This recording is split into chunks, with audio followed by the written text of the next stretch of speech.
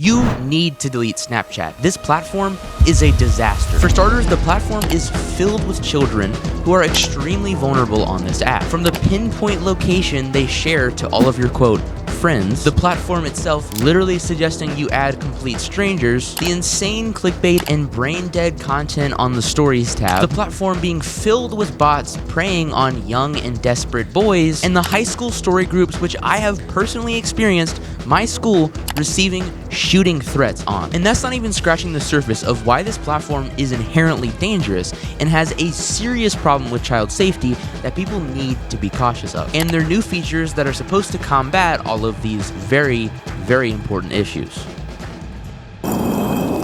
But first, I want to take a minute to thank the sponsor of today's video, Incognito. You see, one of Snapchat's big problems, which we're going to talk about here in a minute, is the people who take advantage of these young and vulnerable people on the platform and try to get them to click some sort of scam link, likely stealing and selling their data for other scammers. And then your data ends up all over the internet being sold by a bunch of different data brokers. But thankfully, that's what the sponsor of today's video, Incognito, is here to help with. If you've spent literally any time on the internet, trust me, somebody has your data, even if you didn't want them to. It's extremely easy to accidentally give your very sensitive data to some random company. Now you can go through and manually request for your data to be removed from all of these different data brokers, but that would take ages for you to do yourself. But Incognito will do all the hard work for you by automatically locating and requesting to remove all of the places where your data is being listed, all without you lifting a finger.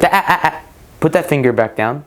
Put it down. This is genuinely such a helpful tool to have. Incognito has personally found my data in 225 places, which has saved me over 130 hours of requesting my data to be removed. Genuinely such a lifesaver. My friend Ryder even signed up for Incognito, and it's also removed his data from 150 places. So please, for the sake of your data, give Incognito a try and go to incognito.com/Dakota and make sure that you use my code Dakota for 60% off the annual plan. Thank you again to Incognito for sponsoring this video. And now, let's talk about Snapchat.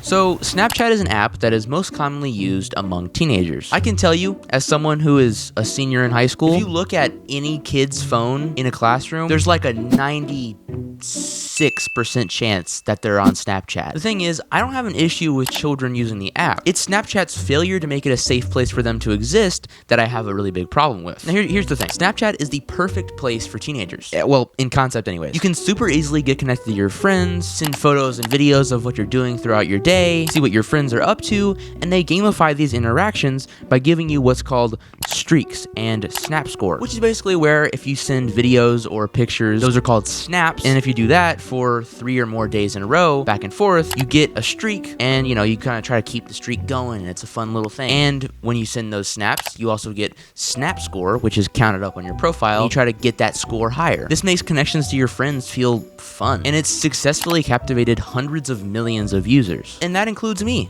I use Snapchat, and I've been using Snapchat since I was a wee little kid. I genuinely do like the app. I really like that I can show my friends what I'm doing in my day-to-day life, and I get to see what they're doing too. Side note, I love sending people pictures with the handsome filters. It's just so fun. It's just so good. So while Snapchat on the surface is an app that helps people connect and communicate in a fun way, there is a lot more to it than that. You see, most people don't use Snapchat to just talk to their friends like I do. In fact, most people have a lot of people added that they literally don't know. And the reason that is inherently scary is because of the feature known as Snap Map. Snap Map is a feature that will share your location to all of the people you have added on Snapchat. It will literally show a pinpoint location updated to the minute of where every friend that has it turned on is. Watch this. I'm gonna show you exactly where one of my friends is right now, exactly to the meter, to the freaking inch. Okay, here's my list of friends here. I go to the little Snap Map feature down here. Here we are.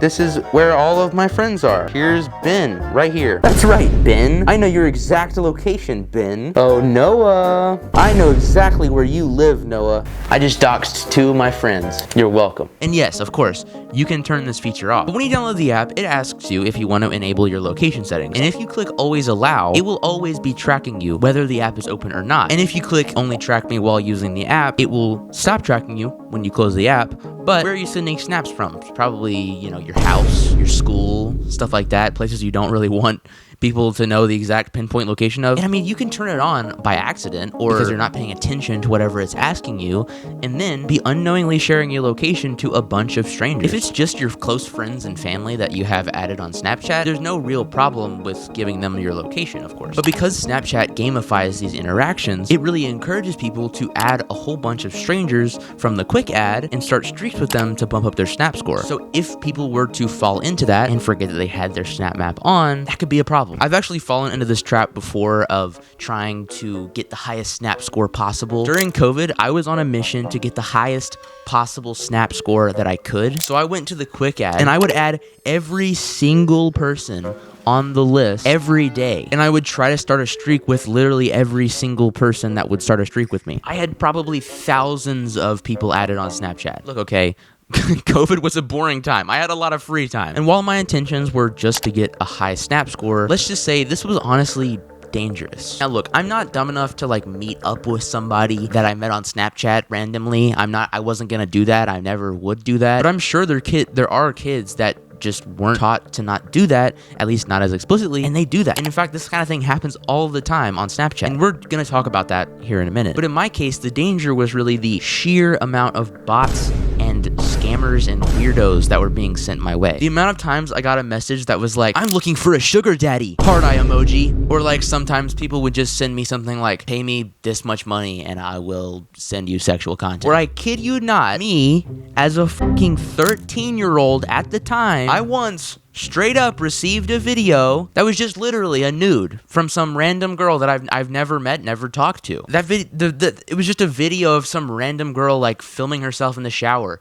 I was in like, what? I was like confused as hell. Now look, I'd never talked to this girl before. I didn't know who this was. This was probably one of just the 1,000 people that I added on Snapchat. And so I was going through and opening all my snaps so that I could reply with a streak, and fucking boom, straight up nude sent to a child. That's not good. That video was the last straw for me. I logged out of that account and I created a new one and only added people that I knew in real life or was close friends or family with. I don't know if that woman knew that I was a child. I would think she probably didn't. She was probably sending that to like a bunch of people and I just happened to be one of them. It's also very possible that that video was not actually the person controlling the account, and it could have just been a dude sending out a nude from a girl and then trying to get people to pay money for like more videos like that, or, you know, blackmail them with other certain videos or pictures sent by the recipient of that video, which is a really big problem on Snapchat, and we're going to talk about that again here in a minute. But as far as I know, there is no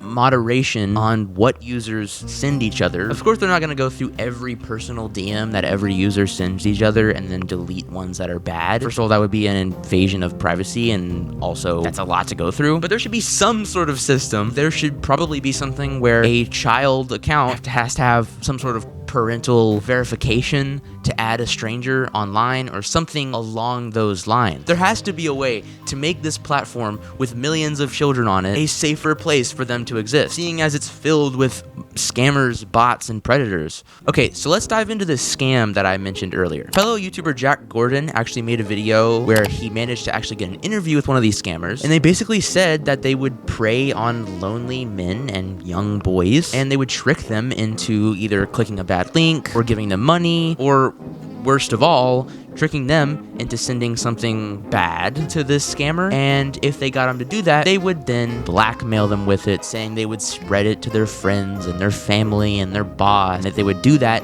unless they sent them some sort of payment.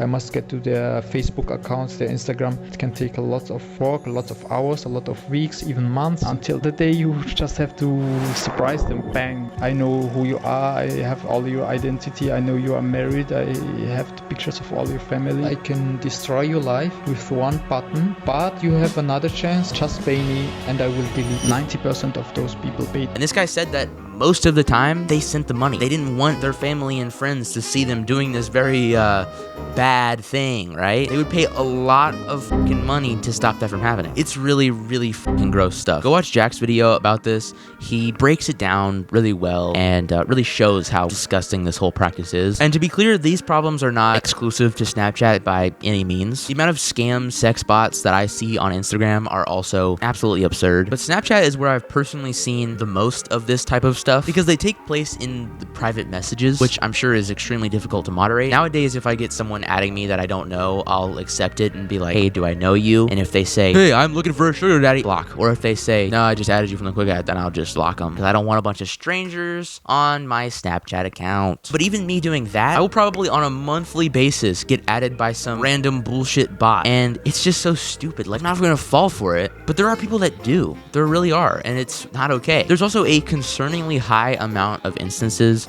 of teenagers and kids meeting up with strangers on Snapchat and ending up getting taken or going missing. And again, this isn't unique to Snapchat. That's really just a problem with any internet messaging platform. But there are a few aspects of Snapchat that make it a lot easier for these creeps to do what they do. First of all, unless you go out of your way to click every single message and save it, then the messages just delete themselves after 24 hours, making it a lot harder for a parent to know their child's activity on Snapchat. It also frequently suggests that you add random people on the quick ad. And on top of all of that, as I mentioned before, these creepy people could have access to your exact pinpoint location if you had the location setting on. So Snapchat has some pretty serious security issues. But this next one, in my opinion, is the most insane one. So Snapchat has made a feature where you can join other people from your schools in a group story that everyone who's in the group can post to. Now, it would be one thing if this was a college thing, and it is a college thing, but it's also for high schools, which is fucking crazy. And it's not like the high schools themselves are creating these story groups and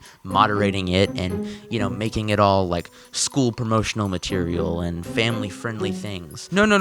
From what I can tell, it's hardly moderated at all by anyone. I'm sure that Snapchat has a team that goes through and deletes certain content. I haven't seen anything like that explicit on this thing, but they don't do a very good job of making it something that I would imagine the high schools are really okay with. Now, I joined my school's Snapchat group a few months ago, and it's mostly just kids, you know, talking about something going on at school, or talking about their new Instagram post that they just made, or this win on the football team, or hey, do you guys have any of these classes that I have, type stuff. And it's also nice because if you join these, then you can scroll through the members list and add people that you know from school. But sometimes things get kind of fucking weird. For starters, every time a fight happens, within minutes, there's like 4 different POVs of this brutal fight going down. One time, someone actually made a fan edit of one of the fights, which is just so funny. I couldn't help but mention that.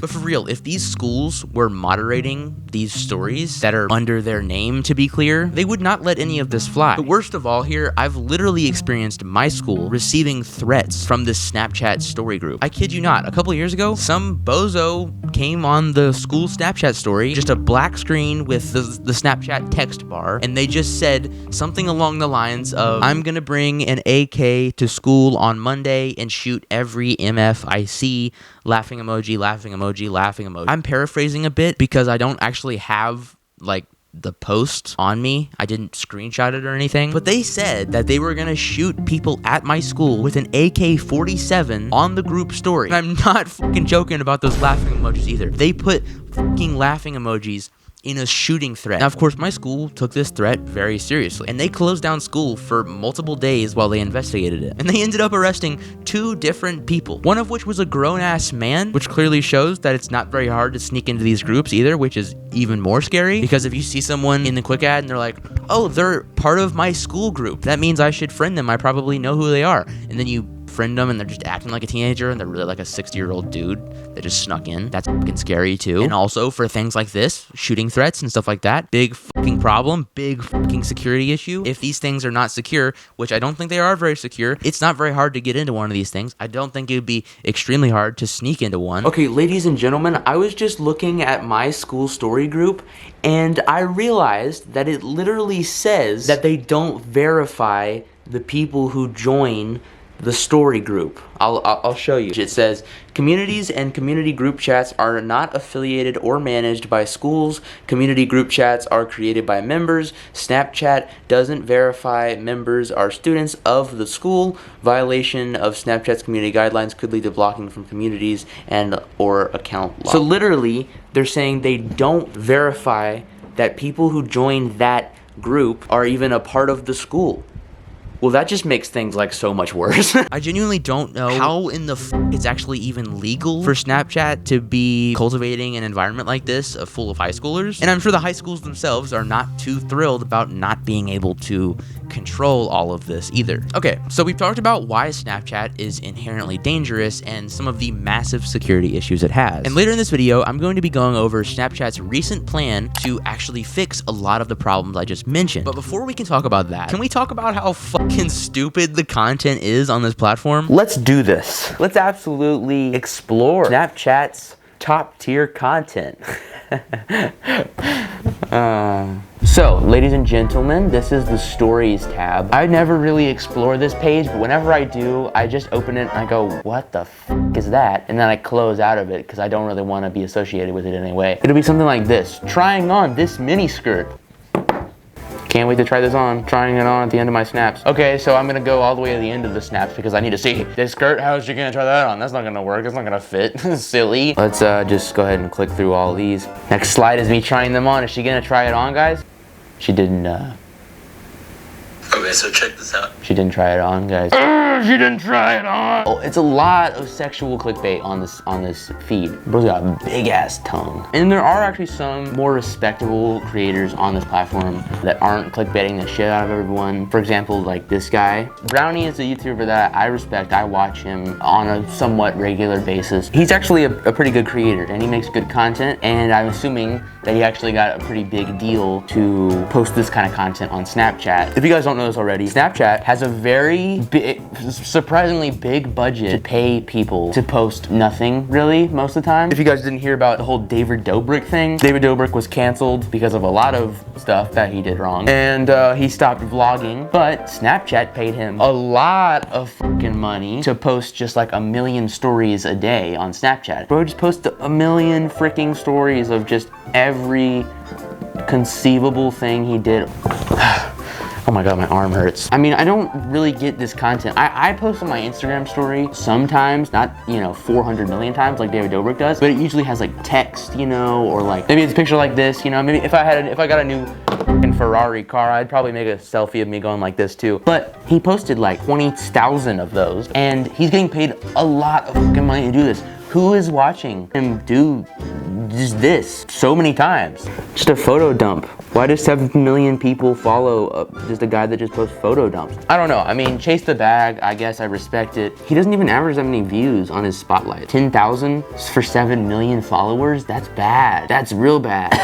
It's pretty clear to me that Snapchat is pretty desperate for someone to come in and like kind of revive their or they not really revive. I think they just want to compete with the big dogs like YouTube and TikTok with their spotlight. They just don't have any creators that are making those kind of things on Snapchat. No one really puts their stuff on Snapchat. I think they're just trying to pay people really big numbers to see if they can like jumpstart something there. But they've been doing it for a really long time and it doesn't seem to be working. Like, I don't know who the hell's going on Snapchat and like watching these. These are the weirdest ones. The cameo stories. What are these? And this is me on the right, Ryder on the left. What the fuck? I need to update my fucking cameo thing. So that is me like 3-4 years ago. Snapchat pays people to make these. What is this providing literally anybody? Oh, nice, an ad. That's what's providing people. They're making money off people laughing at how freaking stupid this is. No! I mean, that does look like me, but that doesn't look like Ryder at all. Oh my god, our heart rate went up. I know how to impress you. Dude, this is so stupid. What is the fucking point of this? The fact that there's probably a team of people who sit down to make stuff like this is so fucking funny. Why am I shirtless at our wedding? And why the fuck am I getting married to Ryder? What made Snapchat think that I'm in a relationship with Ryder? I'm not in a fucking relationship with Ryder. He's my podcast co-host and friend. Oh my god, we have freaking children. Oh my god. Oh my god, I can't keep watching. Nothing on this freaking platform makes any sense. Who is genuinely spending their time watching any of this shit is what I want to know. So let's recap on all of these issues, and then we'll get into Snapchat's plan to combat all of these serious issues. Snapchat features mostly children on their app, and despite this, they have for years really failed to make it a safe place for them to exist. By having features that track your pinpoint location, suggesting you add complete strangers on the quick ad, and even getting high schoolers together into, for the most part, unmoderated groups that are not very secure to the outside world either. And on top of this, they have seemingly done very little to stop these people who are taking advantage of young, desperate, and lonely people with these diabolical scams. And finally, they removed messages, videos, and pictures sent between users, making it very hard for parents to moderate their children's behavior on this app. These things have been prevalent on Snapchat for years at this point. And finally, Snapchat is announcing new features aimed at protecting teenagers from these dangers. Now, these tools aren't going to fix all of the problems immediately by any means, but it is actually a very big step in the right direction to a safer platform. So Snapchat is aiming to stop sexual and financial exploitation of teenagers. Fucking finally. So they have new warning messages that will now pop up, warning teenagers if they're adding someone who they don't share mutual friends with or have in their contacts. They'll also receive warning messages if they're contacted by someone who has previously been reported or blocked by a lot of other users. They're also improving their blocking tools. So now if you block someone, you block every account created on that device. Snapchat is also reminding teenagers much more frequently about their location settings. Thank God. And finally, Snapchat is implementing a quote family center, which allows parents to supervise their teens' behavior and remove inappropriate content from their view. Snapchat's global head of platform safety said these features were designed to better protect teens from the potential online harms and to enhance the real friend connection that makes Snapchat so unique. These changes are actually so good. Of course, it doesn't eliminate all predators and sextortion, but it will no doubt significantly cut down on these instances. These new features will make it much more difficult for strange people to get in contact with teenagers on this app, and even if they do get in contact with them, the teenagers will now receive warning messages about these people. It also makes it easier for parents to moderate their children's behavior on the app, and thank God they're doing something about the Snap Map feature that is genuinely so scary to me. And yes, I'm sure that any kid could get around these features by just making their account say that they're like 40 years old, and then boom, they don't have to worry about any of these restrictions. And I'm sure most people are going to do that. Parents really should know if their children are on Snapchat, and if they are, then they should make sure that they have these features by giving the correct age. Now, while you would think these features should have been top priority from like the very beginning, it's better late than never, I guess. These problems have been rampant on Snapchat for as long as I can remember. And while I agree that this should have been something that happened a long time ago, I'm glad that Snapchat is making a really big step in a direction to make it a safer place for kids to exist. So maybe the title of my video was a bit harsh. You don't really have to delete Snapchat. I mean, I'm not gonna delete Snapchat, but you should be aware of these problems. If you're a parent of a teenager, or you are a teenager watching this video, just make sure you know how you or your kid is putting themselves out there. There are massive gaps in child safety all over the internet. And while a lot of companies are recently getting better at these things, really only because they like legally have to now, if you're not careful, there are plenty of bad people out there that are going to try to do bad things to kids. And unfortunately, there are massive safety holes in a lot of platforms on the internet, and it allows this type of thing to happen. So just like, please, stay safe, okay? Be careful. There are predators out there. Be careful of them. All right, well, thanks for watching this video, guys. I really appreciate it. Be sure to subscribe, trying to hit 100,000 by the end of the year. And if you guys are interested, I have a podcast. It's called the Are We Bad People podcast. Over there, me and my friend Ryder yap for about an hour every single week. And also, if you guys want to hear me talk about the more drama-related stuff, like, for example, a lot of people have been asking me to talk about the Mr. Beast drama. We did an entire episode all about the Mr. Beast drama, breaking it down. So if you want to see stuff like that, then also go check out my podcast. I try to make the main channel like thorough deep dives. I try not to be a drama channel. I just don't really want that to be my style, but we usually try to talk about that kind of stuff over on the podcast. So if you want to hear my take on those things, then go subscribe to the podcast. It's available wherever you get your podcast. Links in the description for that. And thanks again to Incogni for sponsoring this video. Be sure to use my link in the description and in the pinned comment. All right, guys. I'll see you next time.